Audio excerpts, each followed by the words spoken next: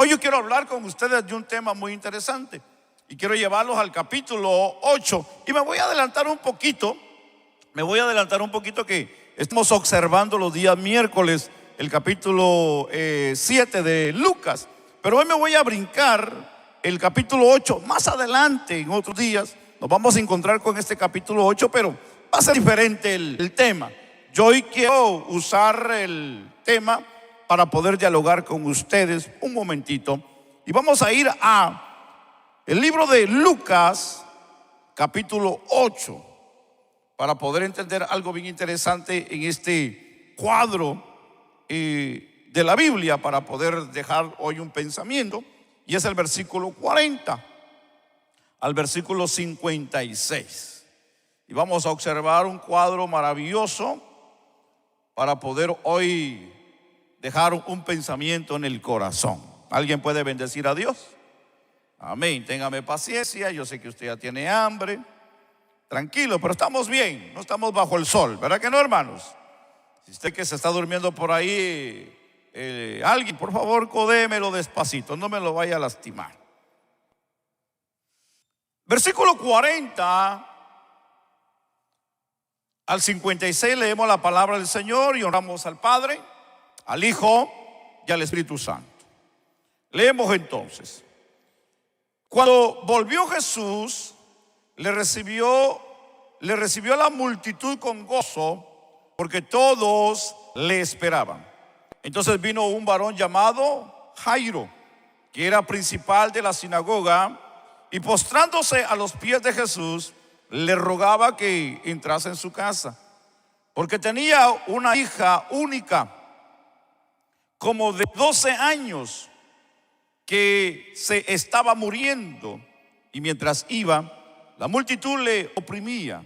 Pero una mujer que padecía de flujo de sangre desde hacía 12 años y que había gastado en médicos todo cuanto tenía, y por ninguno había podido ser curada, se le acercó por detrás y le tocó el borde de su manto, y al instante se detuvo el flujo de su sangre. Entonces Jesús dijo: ¿quién es el que me ha tocado? Y negando todos, dijo Pedro y los que con él estaban: Maestro, la multitud te aprieta y oprime, y dices: ¿quién es el que me ha tocado? Pero Jesús dijo: alguien me ha tocado, porque yo he conocido que ha salido poder de mí. Entonces, cuando la mujer vio que no había quedado oculta, vino temblando y postrándose a sus pies, y le declaró delante de todo el pueblo por qué causa le había tocado, y como al instante había sido sanada.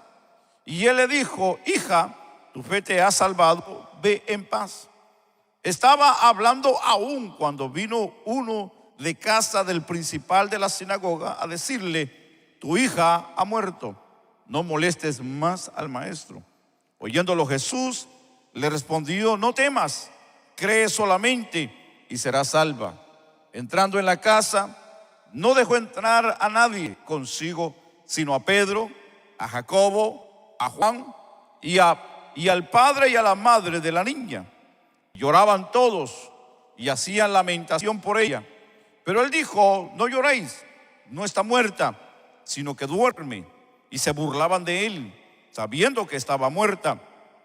Mas él, tomándola de la mano, clamó diciendo: muchacha, levántate. Entonces su espíritu volvió e inmediatamente se levantó, y él mandó que se le diese de comer. Y sus padres estaban atónitos, pero Jesús les mandó a que nadie dijese lo que había sucedido. Amén. Qué hermosa lectura. Quise dar la lectura completa siguiendo el pensamiento de Lucas, encontrar en medio del relato de Jairo a una mujer con una necesidad que llevaba 12 años. Porque en ese relato y en ese alto que hace el Señor está también el trato del Señor con Jairo. Por eso que decidimos leer esa parte. Oramos, hermanos, y bendecimos el nombre del Señor. Padre, buen Dios, Dios de gloria, maravilloso, Rey soberano. A ti, Señor, te damos toda la gloria porque tú eres el Señor. Señor, bendice la vida de tus hijos, la vida de tu pueblo. Te bendecimos y te damos a ti toda la gloria en Cristo Jesús. Amén y amén. Tenga la amabilidad, por favor, de tomar su lugar. El tema que estaba pensando para poder hablar en este día era el padre Jairo, pero se escuchó como un poquito raro el tema. El padre Jairo, ¿verdad? Mejor vamos a titularle Jairo, el padre de familia. Así que ese es el tema que hoy quiero dialogar con ustedes. Amén, porque al principio se me escuchó como muy católico y pues no quiero sentir mal a nadie en este día. Pero entendamos algo aquí interesante en esta lectura que hemos dado, porque esta lectura tiene algo fascinante que queremos descubrir hoy en este día.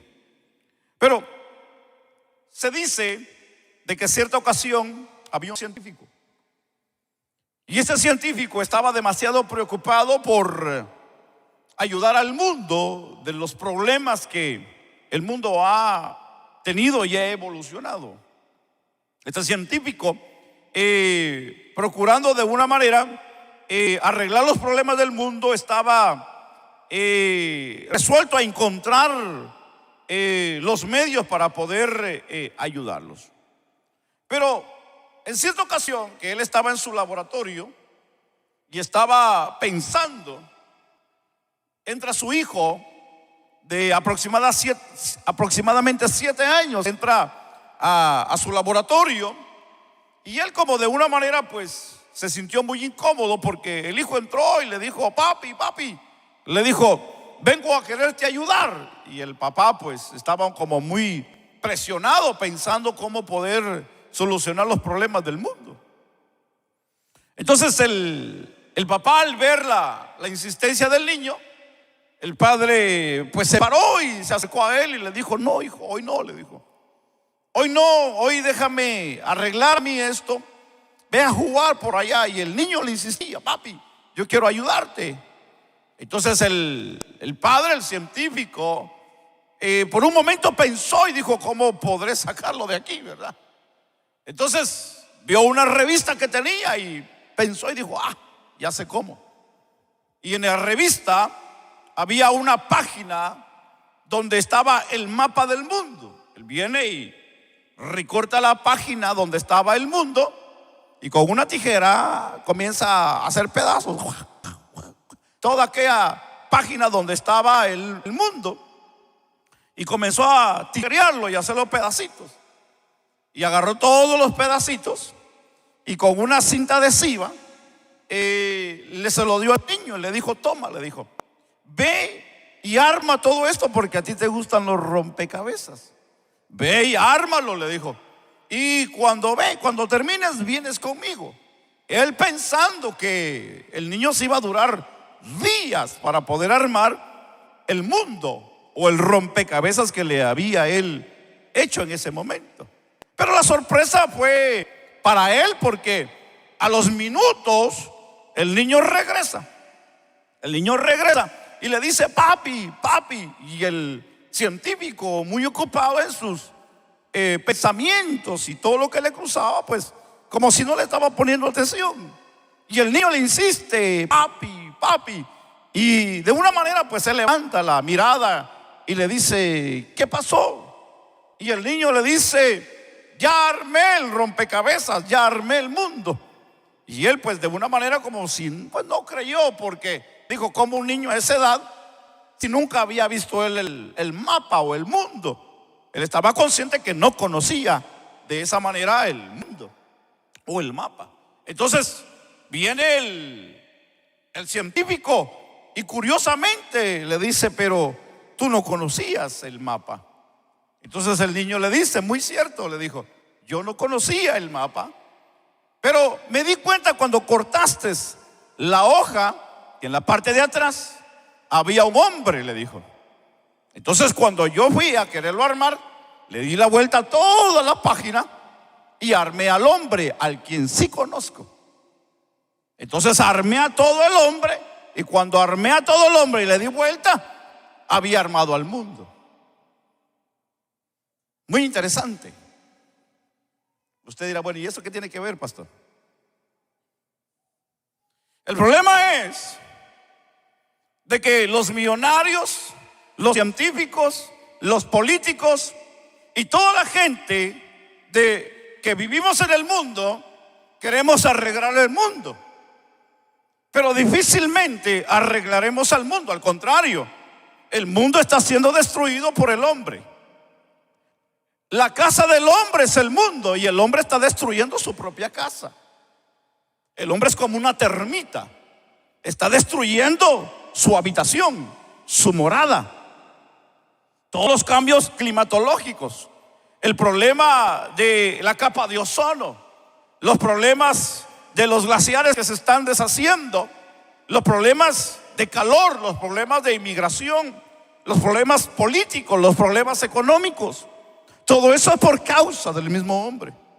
No son problemas del mundo. Todo lo que se está viendo son problemas que es por la causa del mismo hombre. Entonces, para arreglar los problemas, no tenemos que arreglar al mundo o los problemas que hay en el mundo. Al que tenemos que arreglar es al hombre. El hombre es el que hay que arreglarlo. El mundo no podemos arreglarlo, hermanos. Nadie va a poder arreglar al mundo. El que se necesita arreglar es el hombre para que el mundo pueda cambiar. ¿Alguien dice amén? Entonces necesitamos cambiar nosotros. Para poder tener buenas familias, tenemos que cambiar cosas dentro del hogar. Para poder tener un buen hogar, necesitamos cambiar leyes dentro de nuestro hogar, costumbres dentro de nuestro hogar. Claro, para bien.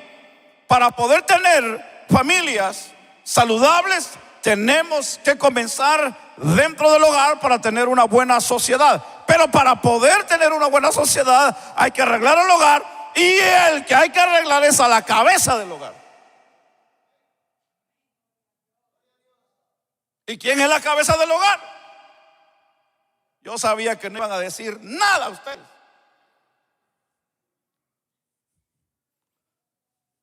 La Biblia nos enseña que el Señor puso a alguien y le plació poner al hombre como cabeza.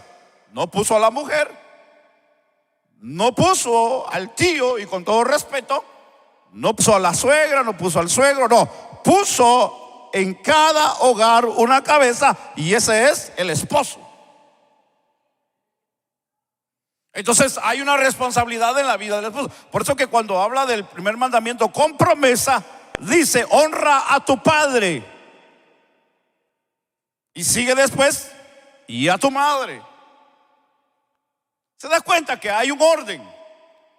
¿Quién es el que va primero? Parece que yo estoy predicando en iglesia equivocada hoy. ¿A quién es que se está refiriendo? El hombre es el sacerdote, el hombre es el líder, el hombre es el que lleva adelante siempre la responsabilidad del hogar.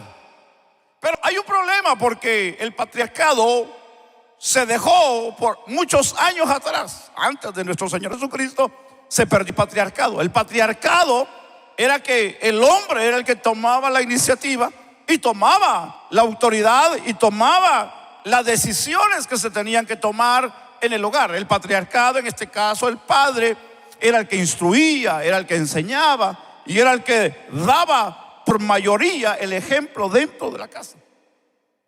Pero por algo sucedió y falló el patriarcado. Ahora es la matriarcada, que es la mujer que viene a tomar el rol en el hogar del hombre, que es la mujer. Entonces, tiempos antiguos el hombre era el que educaba a los hijos, pero desde muchos años la mujer ha tomado ese rol, que es la mujer que ahora educa a los hijos, y ya es el hombre. Entonces hay un problema en esta parte. El hombre sale a trabajar, el hombre trabaja y dice: tú te encargas con los hijos. Así somos. Tú eres el que encargas con los hijos. Yo traigo el pan, yo traigo el dinero para pagar aquí, para pagar allá, pero tú eres el responsable de los hijos. Bíblicamente, antiguamente no era así. Bíblicamente no era así. Bíblicamente, antiguamente el hombre era el que tomaba la decisión. No como ahora, llega el hijo y le dice: papi, fíjate que quiero hacer eso, vaya, dígale a ver lo que dice su mamá. Quiere decir que el hombre ya ha perdido la autoridad dentro de la casa. Y hay un peligro serio, porque cuando el hombre pierde la autoridad en la casa, entonces se ha perdido los principios fundamentales bíblicos en la vida de los hogares. Entonces, entendamos esta parte porque es fascinante. Yo no quiero entretenerlo mucho en este día, pero entendamos esta parte y entendamos hoy de este día de celebración.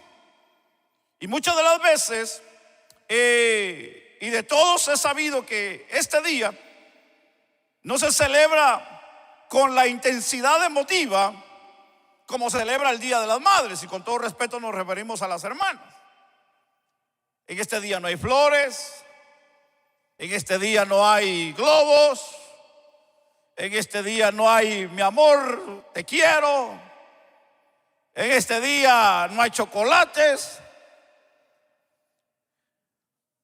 No vengo a defender a los varones, pero es la verdad, ¿verdad? Ni en las tiendas ni en las calles no se ven ventas de globos ni de flores. Pero para el Día de las Madres, por todos lados hay flores vendiendo para el Día de las Madres. Dios bendiga a todas las hermanas madres. Amén.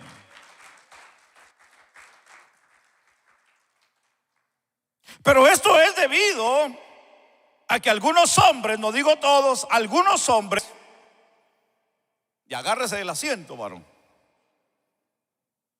que han dado un mal ejemplo de padre. Entonces difícilmente a un mal padre se le va a honrar. Difícilmente a un mal padre se le va a darle elogios. Difícilmente a un mal padre se le va a decir cosas bonitas. Ahora, entendamos el punto, porque aquí es fascinante entender la historia, porque todos venimos con una diferente historia de nuestra infancia. Algunos traemos un mal ejemplo de nuestros padres, otros traemos un buen ejemplo de padre, otros ni conocimos a nuestro padre. Así que venimos bien golpeados, venimos con muchas dudas, venimos con muchos pensamientos diferentes. Pero entender aquí en esta parte que es fascinante entender, y es que no le echamos la culpa sencillamente por ser nuevo en el área, porque tal vez es su primer hijo, o porque tal vez es su primera hija, o su segundo. Y como verdad se mencionó el otro día, y es que nosotros como padres no nacemos siendo padres, aprendemos haciendo padres. Entonces el que lleva muchas de las veces el golpe más grande es el primero de la familia, es el que sufre, y con él aprendemos a ser padres a través de los regaños, ¿no? Así, y muchas de las veces cometemos el error de hacer lo mismo de la manera como a nosotros nos trataron, y ese es un error grande. Ahora, si son buenos principios, qué bueno. Si son buenos modales, qué bueno. Si fueron cosas excelentes, qué bueno. Mi esposa el día de ayer dialogaron de un punto interesante, y es que mencionaron la parte de cómo poder ahorrar y cómo poder tener un futuro en la parte financiera, ya que pues estamos hoy aquí, estamos trabajando, como todos padres de familia, salimos a trabajar, como usted tiene su trabajo, yo tengo mi trabajo, trabajamos todos para poder un bienestar. Pero hablamos del punto y dialogamos y mencionamos, y decía, pero es que es difícil porque incluso nuestros hijos ganan dinero y lo que agarran lo malgastan. Le digo, es que ese es el problema, es una cadena que sigue. Porque nosotros si nos ponemos a pensar, le digo, nosotros no traemos un principio de principios buenos de economía. De donde venimos nosotros, casi la mayoría, o tal vez usted nació en una familia donde le enseñaron principios para poder ser buen administrador de sus de sus bienes. La mayoría de nosotros no fue así. Lo que a nosotros se nos llega a la mano, eso es lo que gastamos, se acabó. No pensamos en el día de mañana. No somos buenos administradores, no somos buenos empresarios, no somos, o nunca vamos a poder llegar a ser ricos de la manera como vivimos, lastimosamente. Y discúlpeme que lo mencione de esta manera, pero es importante pensarlo de esta forma. Entonces, no vamos a ser ricos, porque al día que lleguemos a ser ricos, o que alguien nos dé una riqueza, lo vamos a gastar y nunca vamos a poder volver a ser ricos, porque no tuvimos la escuela, no tuvimos la preparación, no tuvimos la educación para poder ser ricos en la vida. ¿Me explico con eso? Pero un rico puede perder toda su fortuna y al año siguiente vuelve a ser rico. ¿Por qué? Porque su enseñanza, su educación fue para ser rico. Entonces nunca va a ser pobre, siempre va a ser rico, porque vivió, se le enseñó, estudió, se preparó, le enseñaron para ser rico. Pero a nosotros no nos enseñaron a ser ricos. A nosotros no nos enseñaron a ser empresarios. Es que hasta ahora que le estamos diciendo a nuestros hijos, muchos de nosotros: tienes que estudiar para ser alguien en la vida, tiene que ser alguien para que usted pueda siempre tener un buen trabajo. Pero eso no nos lo dijeron a nosotros, a algunos de nosotros. Entonces es importante pensar esta parte. Hay muchos padres que hoy tenemos, con los que lidiamos, y quiero decirle hoy a usted, hermana dama, esposa, de que no solamente usted lidia con su marido en la casa, también como iglesia lidiamos con ese hombre aquí. Y también es un problema, pues. Es un problema porque sus principios no han sido buenos. Y como no hay buenos principios, nuestros resultados muchas de las veces no son muy calificativos para poder ser un buen líder, aún dentro de la casa de Dios. Por eso que el apóstol Pablo siempre dice: si alguien desea obispado, buena cosa anhela, dijo el apóstol Pablo. Pero si usted quiere ser un líder o quiere ser alguien dentro de la casa, primero, dijo el apóstol, vaya a arreglar su casa y después viene a arreglar la casa de Dios. Porque no podemos arreglar la casa de Dios y nuestro hogar esté torcido. No podemos, imposible.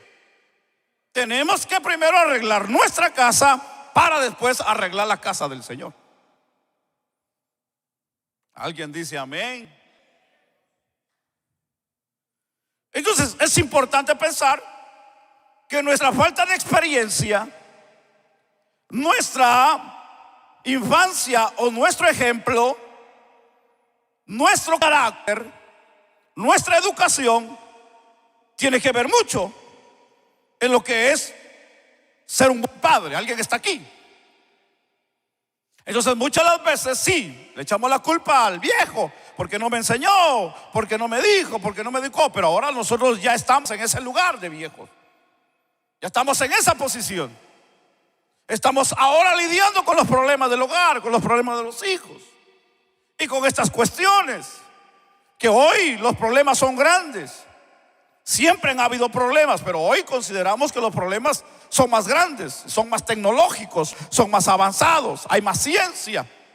Y si nosotros como padres no estamos al día, entonces vamos a perder. Nos van a echar gol a cada rato, pues. Y no nos vamos a sentir satisfechos en nuestra labor y nuestro trabajo como padres y como cabezas de hogar de lo que nosotros en realidad debemos de hacer en la vida. Pero la buena noticia es que nunca es demasiado tarde para poder transformarnos en hombres que cumplan el propósito de Dios. Nunca es demasiado tarde para cambiar. Nunca es demasiado tarde para comenzar a hacer las cosas buenas. Nunca es demasiado tarde para poder pensar que he estado haciendo algo incorrecto y poder cambiar de rumbo. Nunca es demasiado tarde el decir: si hasta aquí yo le he regado, hombre. Pero hoy, a través de la luz de la palabra, que ahora yo estoy dentro del evangelio, y que ahora tengo al Dios verdadero, y que ahora tengo la iluminación del Espíritu, y que estoy en el camino de lo que Cristo me dejó, yo tengo ahora la ayuda de Dios. Entonces nunca es tarde para volver a empezar y a reedificar los muros caídos. ¿Alguien puede bendecir a Dios en esta hora?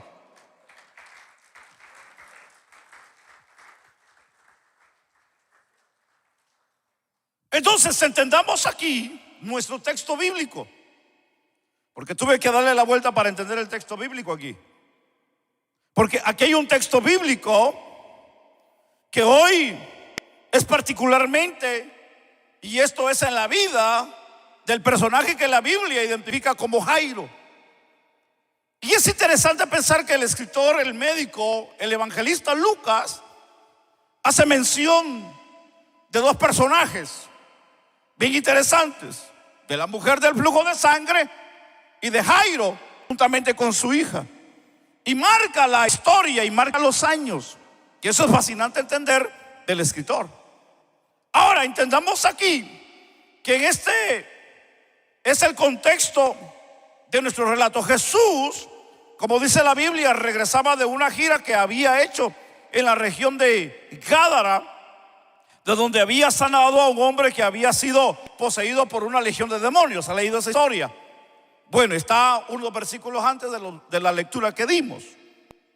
Entonces, aquí, de una manera, al llegar Jesús, es recibido de una manera ansiosamente por una multitud gozosa. Y dentro de esa multitud se encontraba un hombre que era un padre que atravesaba por una experiencia difícil. Y dice la Biblia que era el problema que estaba en su única hija, que el escritor le marca 12 años de vida que tenía. Dice que era una jovencita, era una adolescente, todavía no conocía la vida, estaba todavía a punto de poder brincar a su juventud, ser una señorita y poder ver, pues, verdad, el futuro de la vida. Dice que estaba en una etapa muy jovencita, muy niña todavía. Pero es interesante que la Biblia dice de que esta niña que tenía 12 años estaba en proceso de muerte. Eso no se le desea a nadie en la vida, hermano. Eso no se le desea a nadie en la vida. Que la Biblia dice que estaba a punto, estaba agonizando, a punto de morir. Quiere decir que Jairo, entendamos que no la tenía fácil en esta parte. Pero Jairo nos llama la atención porque Jairo no era cualquier hombre, sino la Biblia dice que era un líder, un prominente de una congregación judía, que la Biblia habla de una sinagoga y que era principal dentro de la sinagoga. Quiere decir que Jairo era una persona respetada, era una persona reconocida, era una persona muy importante en su círculo donde él caminaba, donde él vivía, donde él se relacionaba. Era el principal de la sinagoga. Es decir que Jairo tenía no solamente finanzas, sino que también tenía la confianza de los demás. Era respetado. Donde pasaba lo saludaban, donde le pasaban se quitaban el sombrero. Jairo es Jairo. Y Jairo se tenía que respetar por la posición que él tenía y ejercía dentro de la sinagoga. Entonces, aquí Jairo para nosotros es bien importante el poder mencionarlo, y que de una manera su servicio de él era importante. Eso significa que era responsable y que también tenía de una manera una participación en el culto y a una manera de asistencia que cuidaba hasta los rollos sagrados, porque era lo que se leía. Y el principal, el que tenía ahí el control, era el indicado, que era el único que podía mover, tocar, limpiar y hacer que el culto se llevara dentro de ese lugar. Nadie más podía tocar, que era el principal. Quiere decir que Jairo era el principal de esta sinagoga. Quiere decir que Jairo tenía una grande responsabilidad delante de Dios. tenía un gran privilegio, pero tenía una gran responsabilidad, y que de una manera era reconocido por su servicio, por su entrega y por su fidelidad a Dios.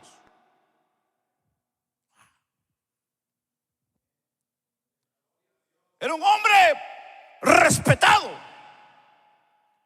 Era un hombre que se había ganado la confianza de los demás. Era un hombre que era autoridad dentro de ese lugar. Era un hombre que tenía y que se había ganado la posición por su forma, por su vida, por su entrega y por su servicio a Dios. Dice que Jairo no era cualquier persona. Y como decimos allá, con todo el respeto, no era 5 de yuca, pues. Jairo era una persona importante. Jairo era alguien que se dio a ganar el respeto de toda la gente, especialmente de los que llegaban a adorar a ese lugar. Pero es interesante pensar en esta parte, mis amados hermanos. Aunque era reconocido y respetado entre la comunidad, eso no nos indica que tenía un buen testimonio. Pero lo que más aquí nos destaca, aquí es su rol como padre. Esa es la parte que hoy nos toca que entender de Jairo. El rol de padre de Jairo. Porque si usted dio lectura conmigo, usted se dio cuenta de algo importante. Y es que en ningún momento aparece la esposa en la historia, sino en la historia aparece ¿quién? Jairo. Y Jairo es el padre. Versículo 41. Jairo no tuvo el temor ni la vergüenza de buscar a Jesús. Una verdad en cuanto a los hombres es que tenemos muchas de las veces que aislarnos o guardar silencio y sufrir en silencio cuando atravesamos por dificultades. No sé si a usted le ha pasado eso, varón. Que aunque nosotros somos la parte fuerte del hogar y podemos ser la parte fuerte masculina, que no nos doblegamos tal vez hasta situaciones que tal vez así es como se ve, pero dentro de muchos de nosotros hay cobardía. Hay gente, hermano, hay hombres que les cuesta enfrentar la realidad de la vida. Hay hombres que se aíslan, y cuando usted mira a un hombre aislarse, es porque lleva problemas. Dicen por ahí, hermano, que cuando el río hace ruido es porque piedra lleva. Cuando usted vea la acción y la actitud de un hombre no normal, como usted acostumbrado usted a verlo, es porque tiene problemas. La mujer es un poquito más reservada, el hombre lo expresa más. En ese sentido, la mujer sabe cómo tapar el problema. El hombre de una manera lo expresa de una manera ya no muy, como decimos, amistosamente. El hombre se aísla en su problema.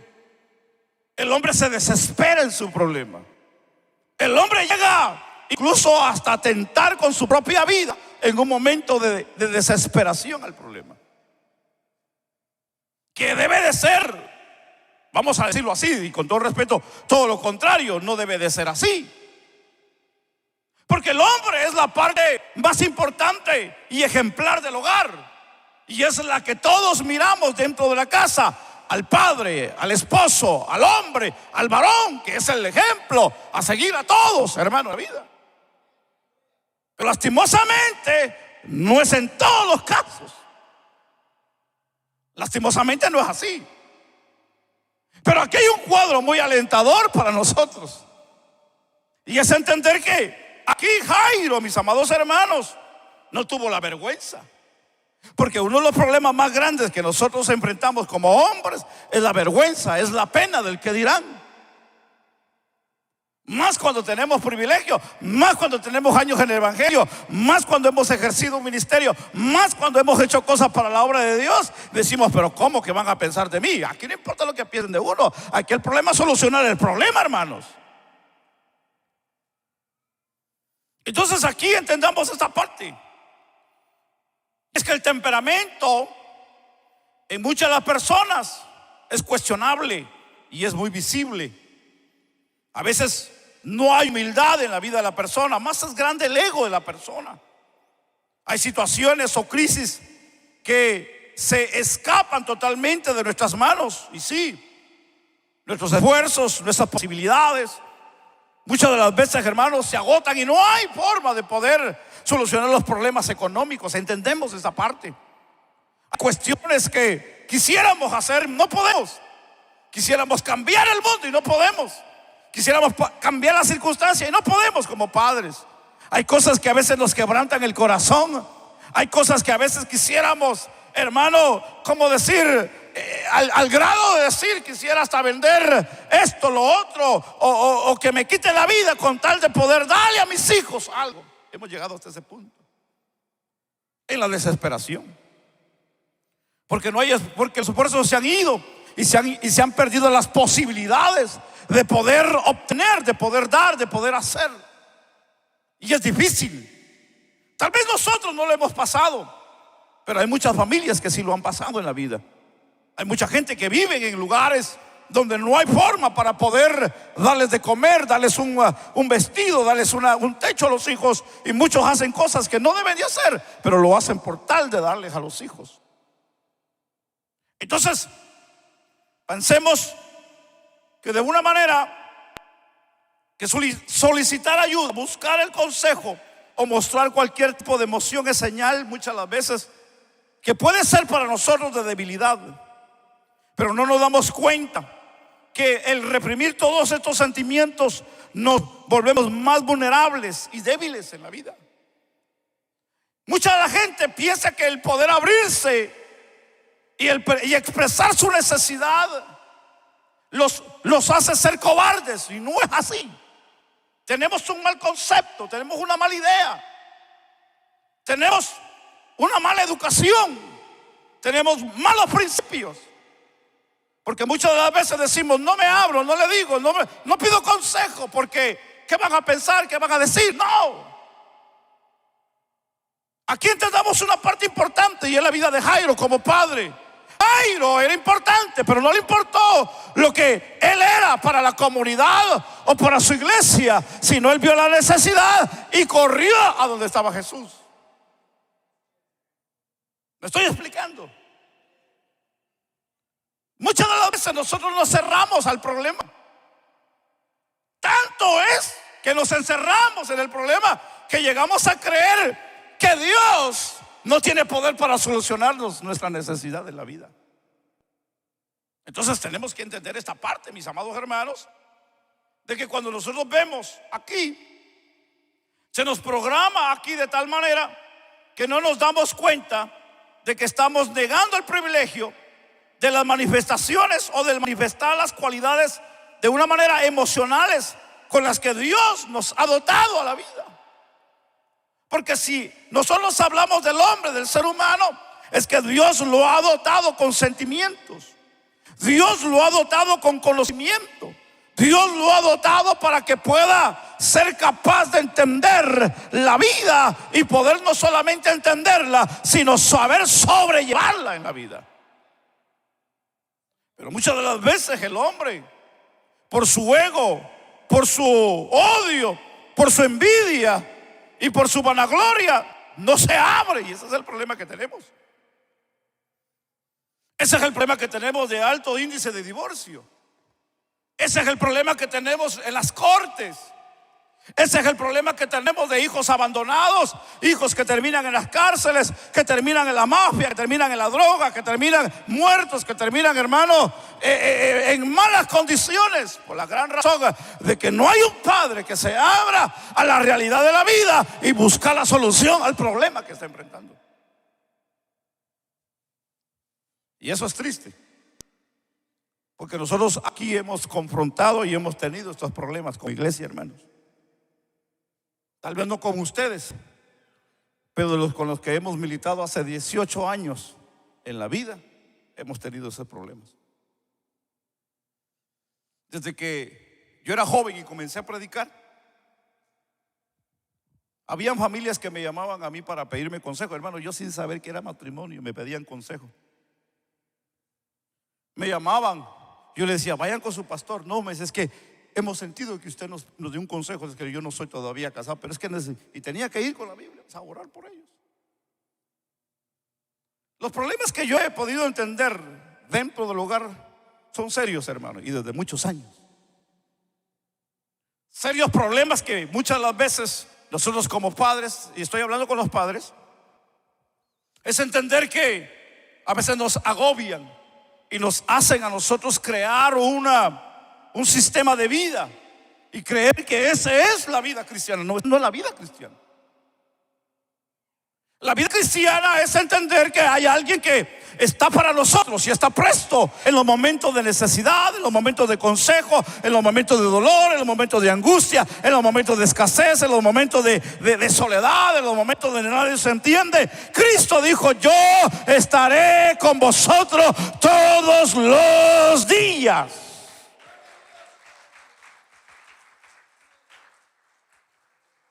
Algo que nosotros debemos de hoy aprender es abrirnos al consejo del Señor, porque eso fue lo que hizo Jairo.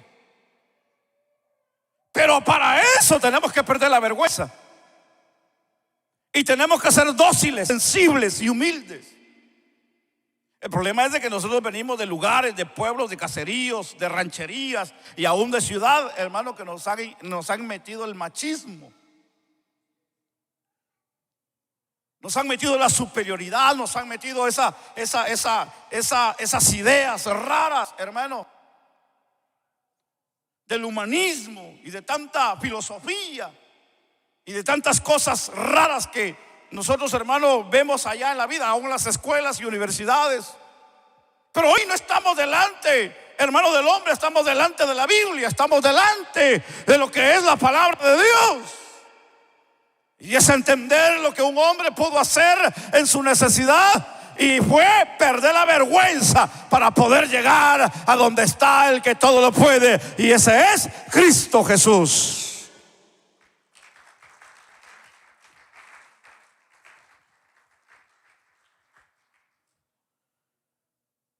Hay un punto importante que no debemos de dejar pasar, y es que Jairo no buscó a Jesús en secreto. Lo contrario a lo que hizo Nicodemo, que lo buscó de noche para que nadie lo viera y lo reconociera, porque Nicodemo era maestro de Israel. Pero aquí hay un punto que debemos de observar y que debe de ser de una manera aplaudido hacia este hombre, porque a él no le importó su posición, no le importó su fama, no le importó su dinero, porque hay momentos en la vida donde ni el dinero te va a poder ayudar a ti, hermano, aunque lo tengas. Aquí el problema no es a veces el dinero, sino es la acción que nosotros determinemos hacer en el momento de la vida. Entonces entendamos que él no buscó a Jesús en secreto, ni mucho menos en privado. Fue en medio de una multitud, entre las cuales habían conocidos y desconocidos, que este hombre expuso su necesidad, su preocupación al Señor. No podemos dejar de notar dos aspectos importantes. Número uno, Jairo no envió a su esposa a buscar ayuda como algunos acostumbraban a hacerlo, o como algunos acostumbran a hacerlo. Escuchan ruidos en la noche en el patio de la casa y despierta a la mujer y le dice: ve, ahorita llego para ver qué hay. Pero manda a la mujer primero. Si la van a espantar, que la espanten a ella, y si se la van a tronar, pues que se la truenen a ella, yo al rato llego. Y hace como si está buscando los zapatos. En una necesidad uno se olvida de zapatos, de calcetines, hermano, de todo. Y uno lo que sale es buscar, ver qué está pasando afuera.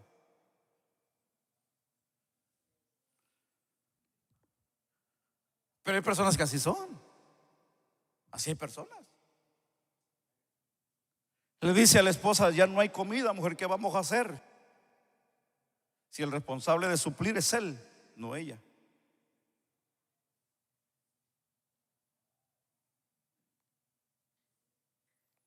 El apóstol Pablo dijo: porque si nosotros no suplimos nuestra casa, venimos a ser peores que los inconversos, que los pecadores. Por eso que nosotros tenemos que entender hoy algo. Joven, jovencito, adolescente, que está aquí en este día, no sea igual que su padre, sea mejor que su padre. Sea mejor que su padre. No sea igual, sea mejor. No importa si su padre sea un gran ejemplo, sea mejor ejemplo usted cuando se llegue a casar y tenga hijos. Porque usted va a llegar a tener hijos, a casarse en algún momento de la vida. Y si usted en algún momento diga: no, yo no me quiero casar, bueno, ese es su problema suyo. Pero cuando llega el amor y lo flecha, se olvida de todas las promesas que hizo en la vida y a usted mismo. Porque cuando lo flecha el amor, ya lo quiero ver. No duermen, no comen, no les importa la distancia, gastan todo lo que tienen que gastar con tal de poder tener contenta a aquella persona que le ha robado el corazón. Y aunque hay muchos jovencitos que tal vez están bien enamorados hoy, pero no sabe todavía de la que está enamorada, que está enamorado de usted. Porque así hay también. Está enamorado, pero no sabe la señorita o el jovencito que está enamorado. De esos hay muchos también. Pero de que se va a enamorar un día, se va a enamorar un día. Y va a tener hijos, va a tener familia, va a tener un hogar. Usted tiene que ser mejor, jovencito. Usted tiene que ser mejor ejemplo. ¿Por qué? Porque nosotros estamos ante una sociedad quebrada. Estamos ante una sociedad de necesidad. Estamos ante una sociedad necesitada de ejemplos. Y si nuestro gran ejemplo está en nuestra casa, gloria a Dios. Pero nosotros necesitamos dar ejemplo al mundo de que Dios ha cambiado y que puede transformar la vida del hombre. El mundo no va a cambiar si nosotros no cambiamos. Jairo, número 2, fue entrevistado con Jesús de una manera aquí, ¿cómo podemos llamarle? Personalmente. Jairo no tuvo la vergüenza de mostrarse ante Jesús. Versículo 41. Jairo no solo se expuso a Jesús en su angustia, sino que también le suplicó que fuera a su casa. Lo interesante de todo esto es que Jesús, hermano, y Jairo no fueron solos. Usted leyó conmigo en la Biblia dice que iban los discípulos, iba una gran multitud con ellos. Quiero terminar esta historia. Es mucho lo que quisiera hablar con ustedes, pero el tiempo ya se nos terminó. Así que quiero cerrar esta parte. Y quiero mencionar algo bien importante para terminar. Y es el cuadro de la mujer que se encuentran en el camino. Y es mientras Jairo llega a pedirle ayuda al Señor, el Señor no rehúsa el darle la ayuda. Por la humildad, porque él llega a una postura de humillación, se tira al piso y se humilla. Y le invita para que vaya a su casa, porque en su casa hay una necesidad, que su hija de 12 años está muriendo. Entonces la Biblia dice que el Señor no rehusó, fue con él y una gran multitud con los discípulos. Pero en el camino, ellos iban caminando, él dice: alguien me ha tocado. Y los discípulos le dicen, Pedro le dice, Señor, ¿cómo es que tú dices que alguien te ha tocado? Y mira la gran apretazón de gente que hay aquí, el gran montón de gente que hay aquí. ¿Cómo es que tú dices que si alguien me ha tocado? No miras la cantidad de gente que hay. No, el Señor dijo, no, alguien me ha tocado. Porque virtud, dice una versión, porque virtud salió de mí. Él sintió cuando alguien lo tocó. Lucas dice que la mujer pensó, quiere decir que para que Lucas narrara esa historia tuvo que haber sucedido un testimonio verbal de la mujer para haber narrado esa historia, aunque Lucas no estaba presente en ese cuadro, sino que alguien estuvo presente, y ese fue Pedro. Recuerden que Lucas está recopilando un sinnúmero de información para mandársela a uno de sus amigos muy queridos, y es a Teófilo. Como habla en Lucas capítulo 1 y como habla en el libro de los Hechos, que se cree que es la segunda historia y carta que se le manda a su gran amigo para poder enseñarle de toda la verdad que había sido con Jesús. Pero la historia que se está narrando es que el Señor se para, hace un alto y dice, espérense, paren todo el ambiente, paren toda la gente, dejen de hablar, dejen de decir algo, cállense todos, porque aquí alguien me ha tocado. Pero entre la multitud de aquel momento había alguien que sentía que el corazón se le estaba saliendo, y ese es Jairo. Porque Jairo lo que quería era llegar ¿a dónde? Dígalo conmigo, ¿a dónde quería llegar Jairo? Parece que ustedes no están en la historia, hermano. Jairo quería llegar a su casa porque estaba su hija moribunda, estaba a punto de morir. Hermano, nosotros en una necesidad así, ¿qué haríamos nosotros, hermano? ¿Qué haría usted? ¿Seguiría trabajando como lo acostumbra hacer todos los días? Levantarse a las 3, 5 de la mañana, salir corriendo y llegar hasta que anochezca a su casa, y que en el día le digan, tu hija se está muriendo. Yo llego al rato, hombre. Yo llego en la noche, dígale que no se muera todavía. ¿Usted haría eso? Padre, ¿usted haría eso? Estoy hablando con ustedes, padres. ¿Usted haría eso? Porque si usted haría eso, usted no tiene corazón de padre. Que su hijo, su hija se está muriendo y usted diga, no, porque yo tengo que trabajar mis 8 horas, mis 9 horas, mis 12 horas, mis 14 horas. No, yo no puedo dejar el trabajo. Allá está mi mujer. Allá está ella, que ella se arregle. Allá tiene a los abuelos, allá tiene los vecinos. Yo llego después cuando ya estén en el hospital. Llama a la ambulancia, mujeres. Yo me atrevo a decir que hay padres así, hermanos. Yo me atrevo a decir que hay padres aquí así, de esa manera, de ese calibre. Y es triste, porque si por un momento miramos el corazón de Jairo, Jairo estaba hirviendo, hermano, de dolor, de angustia, hermano, de que Jesús haya hecho un alto en el camino. El estar cuestionando a la gente que quién lo había tocado. Yo le hubiera dicho, Señor, olvídate de quién te tocó, vámonos para la casa, porque se está muriendo mi hija. Olvídate de la mujer, al rato venimos. Pero no fue así. Fíjese que en todo siempre hay un propósito de Dios a la vida de nosotros. Y a veces el Señor permite ciertas cosas, vamos, que le va a bendecir, bendiga al Señor. Porque hay cosas que tienen que pasar en la vida para entender. Hay cosas que están pasando en la vida para reflexionar. Hay cosas que tenemos que pasar para ver para arriba y entender que Dios tiene un propósito para nosotros.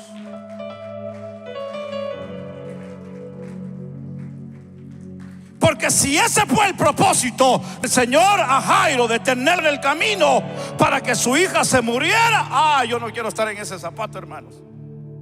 Yo no quiero estar en ese zapato. Yo no quiero estar en esa agonía. Yo no quiero estar en ese dolor. Yo le conté esta anécdota en otra ocasión. Llegó el hombre a Nueva York en una corte y dijo: yo vengo a demandar a Dios. Y le dijeron: Señor, ¿para qué lo viene a demandar? Es que Dios no ha estado en los momentos difíciles de mi vida. Dios no ha estado en los momentos de necesidad. Dios no ha estado en mis enfermedades, en mis escaseces. Por eso yo vengo a demandar a Dios, dijo un hombre en una corte de Nueva York. Jairo se sintió que el mundo se le estaba cayendo, porque él pensó que un momento se iba a quedar Jesús. No. Jesús dijo: paren todo, paren la música, porque alguien va a testificar hoy en esta noche. Y la que iba a testificar era una mujer, imagínense, que tenía años de no hablar. Ay, Dios mío. Es como cuando llega el varón a la casa de todo el día no ver a la esposa. ¿Cómo espera la esposa al varón? Con una gran noticia y con una gran información. Dicen por ahí que la mujer tiene como unas 15,000 palabras que tiene que gastar al día, y el hombre aproximadamente por ahí unas 10,000 palabras. Imagínense. El hombre ya se las gastó allá en el trabajo, en la compañía, gritando aquí y allá, y cuando llega a casa la mujer tiene todavía sus 15,000 palabras esperándolo.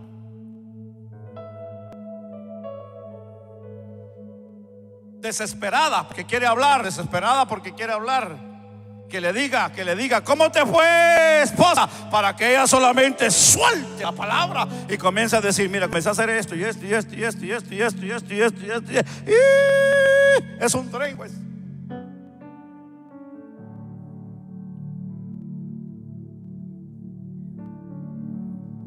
El Señor dijo: párense, porque hoy alguien va a testificar. Lucas, lo que escribió, alguien le tuvo que decir, y eso lo dijo la mujer, lo más seguro, que había padecido ese problema de flujo de sangre por muchos años, 12 años fue específico, y que había gastado su dinero con los médicos y con mucha gente, y que nunca había tenido alivio. Y tal vez otras cosas pudo haber dicho. Hermano, se detuvo por un momento el trato de Dios con Jairo. Jairo estaba desesperado escuchar a aquella mujer testificando de lo que le había pasado, de lo que le había sucedido, y con lujos de detalle y tantas cosas. Jairo, hermano, estaba como diciendo: si no me agarran, yo me sueldo de esto. Yo quiero meterlo al cuadro, yo quiero meterlo al pensamiento, quiero meterlo al momento que está pasando este hombre. Porque este hombre estaba desesperado. Y cuando por último el Señor dice: bueno, vete, mujer, tu fe te ha salvado, vete en paz, dijo Jairo: ya la hicimos. Que de repente le tocan por ahí la espalda uno de sus criados de la casa y le dice: Jairo, ya no molestes más al maestro, tu hija ha muerto.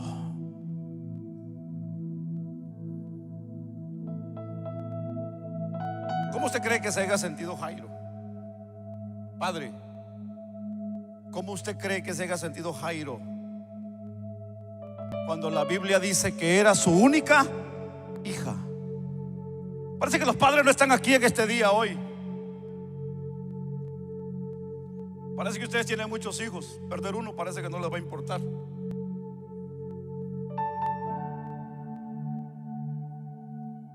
La Biblia dice que Jairo era la única hija que tenía, y eso le estaba doliendo el alma, el corazón. Le estaba doliendo todas sus entrañas. Cuando llegó y le dijeron: ya no molestes al maestro, tu hija ha muerto, se le fue todo el corazón, se le fue la fe, se le fue la esperanza, se le fue el deseo de vivir, se le fue el deseo de comer, se le fue el deseo de ser padre, se le fue el deseo hasta de trabajar, se le fue el deseo de todo en la vida, hermano.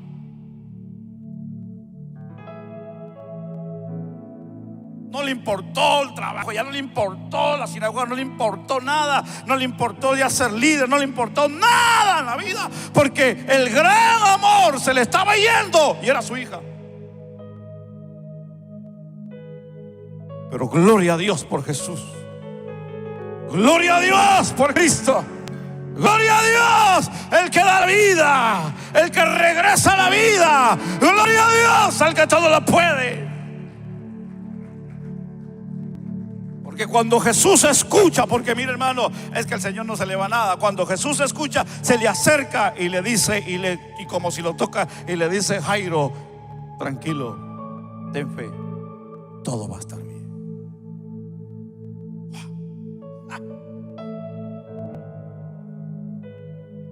Eso está tremendo. Eso está serio. Yo no le estoy contando una fábula, no le estoy contando que alguien se inventó. No, no, esto es real, lo que yo le estoy contando a usted.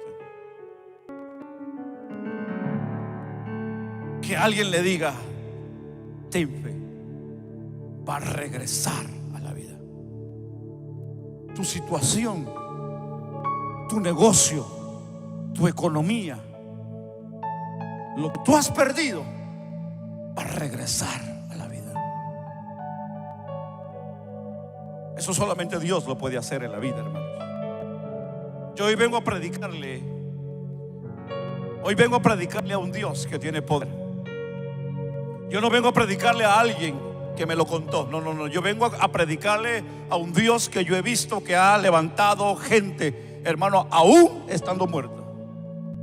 Yo vengo a predicarle del Dios que todo lo puede, el Dios que da vida. Yo vengo a predicarle al que todo puede cambiar en la vida del hombre.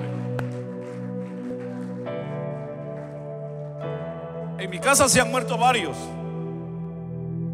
y los que se han muerto, el Señor los ha regresado a la vida, y los que no se han muerto, el Señor ya se los llevó. Una de ellas es mi abuela, una de ellas es mi hermana, y otro de ellos soy yo. Hay una parte que no le he contado en mi testimonio. Yo estuve muerto por minutos. En el año 76 murió. Me cayó una pared encima y quedé muerto. Pero como los planes de Dios no eran morir, sino estar en este día con ustedes y predicarles y decirles que hay un Dios que tiene poder y que puede dar vida aún estando muertos, yo hoy vengo a decirles: hay un Dios grande y maravilloso.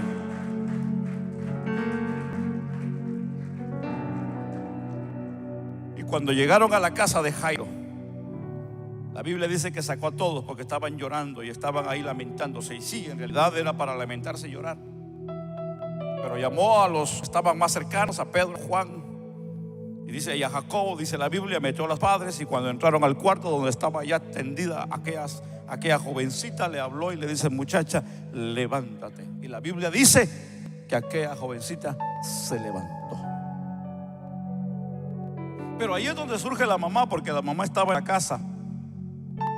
Dice que metió a la papá y a la mamá. Y dice que sí tenía mamá. Pero la responsabilidad en ese momento no caía sobre la mamá, sino caía sobre el papá. Tú tienes que saber cuáles son tus responsabilidades, padre de familia. Tú y yo debemos de saber cuáles son nuestras responsabilidades. Si sabemos que nuestras familias están decayendo espiritualmente, el que debe de tirarse de rodillas primero somos nosotros, padres de familia. Somos los intercedores, somos los sacerdotes en la casa. Son los que tenemos que mover el cielo a favor de nosotros. Somos los que tenemos que llegar delante de Dios y gemir y pedirle, claro, con la esposa de la mano, y rogarle a Dios que Dios tenga misericordia. Hoy las cosas han cambiado. Y yo lo entiendo a usted, porque yo llego cansado del trabajo. Yo quiero llegar solo a estar tirado en un sillón, dormirme, no saber de nadie, no quiero saber de nada, porque yo vengo bien cansado, más con este gran calor donde yo trabajo, hermano, es una fatiga. Sin embargo, yo tengo que entender que yo tengo una responsabilidad delante de Dios. Yo sé que usted llega cansado, llega fatigado, llega de todo, hasta enfermo, se va al trabajo, llega más enfermo a la casa. Pero así como usted hace sus labores cotidianas, así también tenemos que hacer con nuestra familia espiritualmente. Que no se le olvide que usted es el cabeza del hogar. Ay, es que yo solamente estoy ahí por un rato. Pues comience a pensar bien las cosas usted. Que esto no es un juego. Están corriendo vidas, están sufriendo vidas, y esos son los hijos. Padre de familia, póngase los zapatos y amárrese bien los pantalones y sea hombre de Dios en este tiempo que estamos viviendo. Tranquilos que ya vamos a ir a comer, pero usted necesitaba escuchar esto. Amén.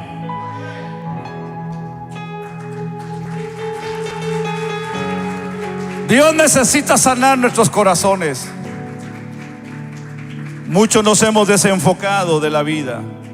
Enfócate, enfócate, enfócate en la vida.